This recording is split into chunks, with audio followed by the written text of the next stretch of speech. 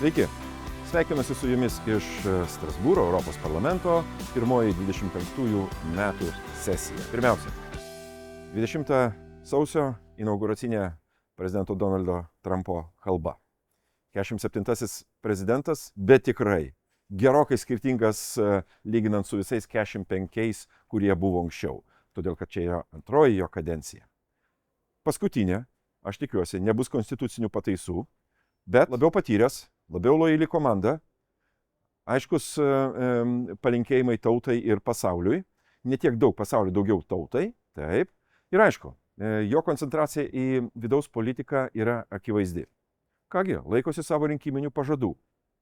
Ką reiškia mums Trumpo atėjimas į Baltuosius rūmus?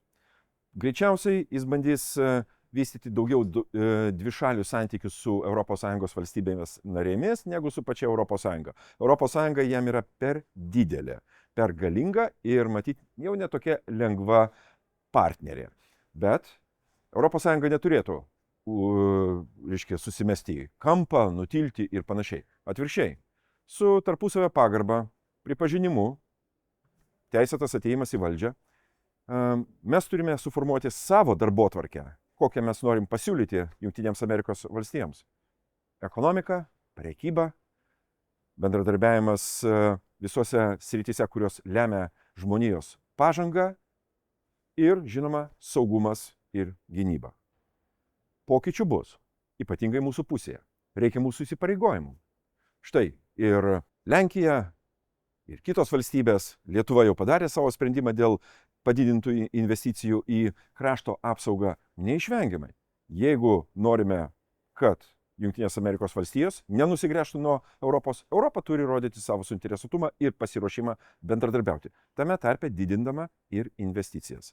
Kas sakė, Biblijoje tos neparašyta, kad Jungtinės Amerikos valstijos atsakingos už Europą, už Europos ateitį.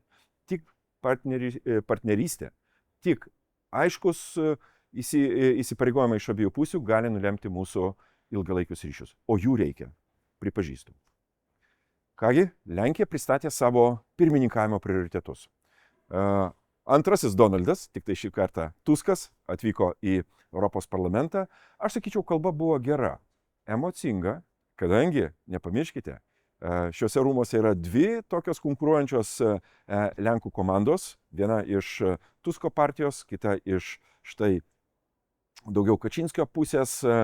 Nebuvo lengva kalbėti, jautėsi tam tikrą konkurenciją ir įtampos vidaus politikos klausimais, bet aš sakyčiau, Tuskas pasirodė gerai, kalbėjo labai į temą.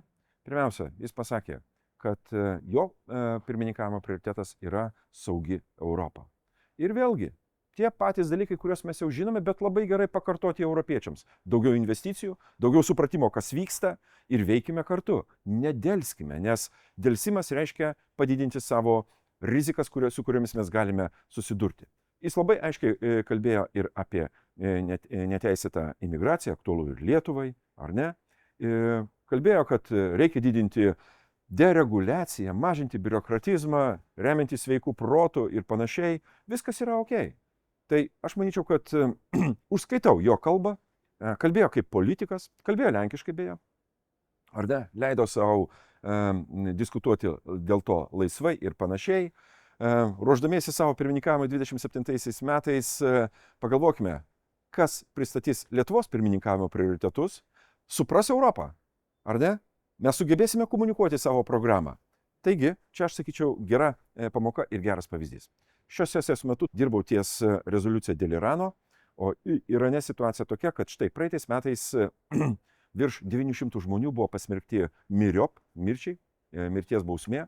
Šiuo metu jos laukia daugiau negu 60 žmonių, apkaltinti nelojalumu, terorizmu ir žinot, tas religinis fanatizmas, mulų režimas Teherane gali apkaltinti patį švenčiausią žmogų, kuomet jis netitinka jų interesų arba veikia prieš jų valstybės sampratą. Todėl iš tiesų buvo nelengvos dėrybos. Džiaugiuosi, kad štai balsavimas buvo palankus, labai teisingas ženklas muloms Teherane. Taip pat dėl Baltarusijos buvo priimta gera rezoliucija, tik sankcijų didinimas tik daugiau suvaržymų ir netgi Baltarusijos valstybinių aktyvų asmenų susijusių su Lukašenka turto užšaldymas gali toliau stabdyti. Nelaukime gerų pokyčių tenai, ten tikrai iš už sienos, iš Baltarusijos Lietuvos nepasieks jokia gera žinia ir mes žinom, su kuo draugauja Lukašenka. Taigi, puikiai sesija, linkiu Jums gero savaitgalio, šiek tiek daugiau saulės ir iki kitų kartų.